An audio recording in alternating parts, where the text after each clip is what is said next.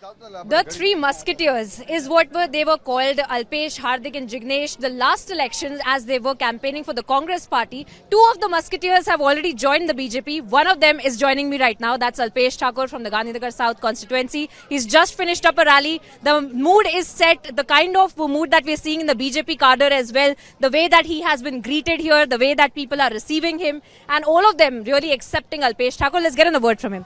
Alpesh ji, three musketeers कहा जाता था आपको 2017 में। आप हार्दिक और जिग्नेश ऑपोजिशन के लिए लड़ रहे थे, कांग्रेस का बहुत बड़ा चेहरा आप बन गए थे और अब बीजेपी में आ गए, भाजपा की टिकट से आप लड़ रहे हैं और एक कॉन्स्टिट्यूएंसी चेंज भी हुआ है। किस तरह से देख रहे हैं? देखिए, यहाँ पे तो डिसीजन पार्टी आला कमान लेता है, तो उन्होंने डिसीजन लिया कि तुझे अर्बन में आना है, अपने मादरे वतन आना है, अपनी जगह से लड़।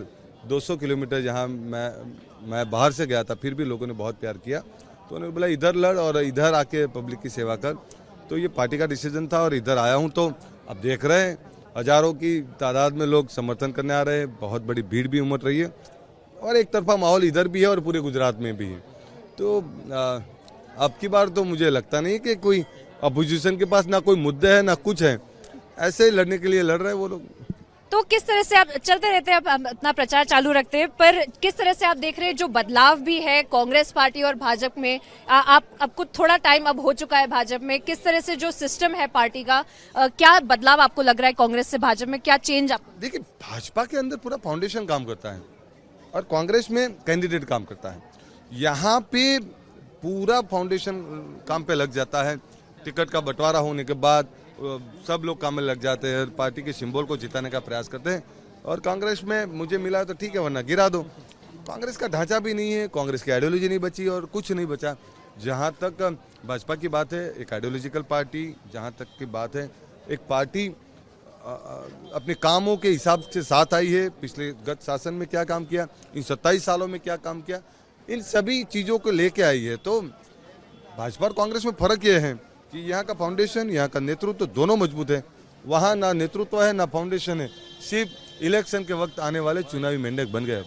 क्या इश्यूज है, क्या मुद्दे हैं जिसपे अल्पेश ठाकुर इस बार लड़ रहे हैं? क्योंकि राधनपुर के आप हैं, वहाँ पे आप एक बार चुनाव जीत भी चुके हैं। इस बार शायद आप एक्सपेक्ट भी कर रहे थे कि आप राधनपुर से आपको टिकट मिलेगी, पर आपकी कॉन्स्टिट्यूएंसी चेंज कर दी गई। किस तरह से ये देख? देखिए, मैं इधर का हूँ, वैसे रहने वाला इधर का हूँ, लड़ने वहाँ गया था तो वापिस लाया।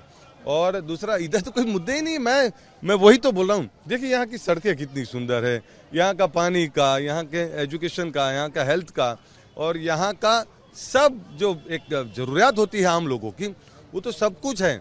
इसमें कुछ नया करने का मेरा मकसद है। यहाँ के हर गांव में डिजिटल लाइब्रेरी खुले, हर गांव में अच्छे बाग बगीचे हो, हर गांव में फ्री वाईफाई जोन हो, हर गांव के अंदर एक वेलसेट, एक ऐसा सिस्टम बने जहाँ पे एक गांव सुंदर लगे, वहाँ के तालाबों का ब्यूटिफिकेशन हो, वहाँ पे वॉकवे हो, वहाँ पे एक जिम बने। इस तरह का कुछ नया करूंगा मैं। और तो क्या, क्योंकि यहाँ तो सब कुछ बना हुआ है, तो उसमें नया कुछ करने का प्रयास 100% करूंगा मैं। दूसरा, अगर कांग्रेस पार्टी की बात करें, क्योंकि आप रह चुके हैं और उसके साथ साथ हम चलते रहेंगे, आपके जो ट्रैवल टाइम रहेगा उसमें भी आपसे बात करेंगे कि कांग्रेस पार्टी में क्या दिक्कतें भी है, क्योंकि कई सारे जो अभी भी आप बात कर रहे थे, जो गठबाजी है, जो इंटरनल फाइट है, वो भी इस बार हमें इलेक्शंस में। देखिए, वहाँ पे तो गुटबाजी हमेशा ही रहती है। देखिए ना, वहाँ पे उनके जिनको सीएम बनाया इतनी बार, जिनको 40 साल सत्ता दी और फिर भी वो पार्टी को तोड़ने में पड़े, तो उस पार्टी में कुछ नहीं हो सकता। शिस्त किसकी बात? गहलोत की बात कर रहा हूँ मैं।